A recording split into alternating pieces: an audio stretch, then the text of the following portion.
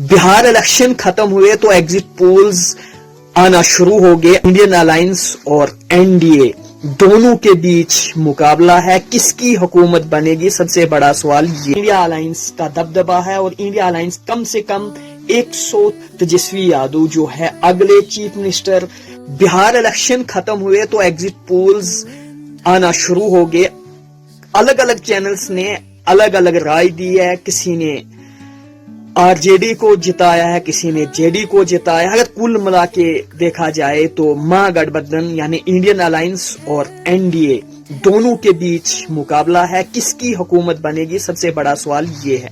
लेकिन जिस तरह से अगर ओपिनियन की बात की जाए, पहले नंबर जब इलेक्शन हुए थे तो 131 सीट पे और कल 122 सीट्स पे आरजेडी जेडी, जहां पर कुल मिलाकर महागठबंधन और एनडीए का मुकाबला है। लेकिन एग्जिट पोल में इस बार जिस तरह से अगर मैक्सिमम चैनल्स जो हैं वो एनडीए को जिता रहे हैं, लेकिन हकीकत अगर ग्राउंड में देखी जाए तो इस वक्त इंडिया अलायंस यानी महागठबंधन आगे है।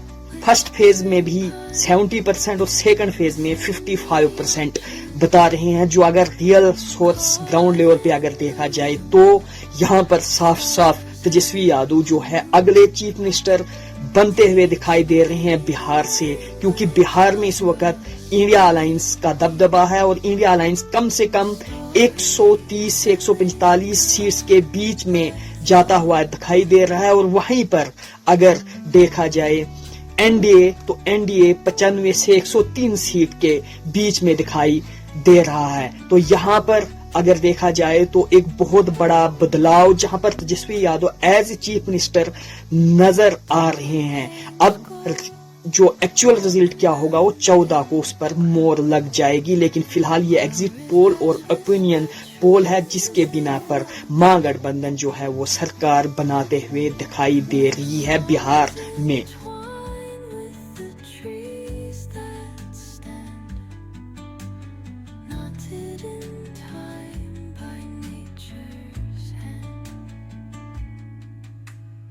Echoing step on the forest floor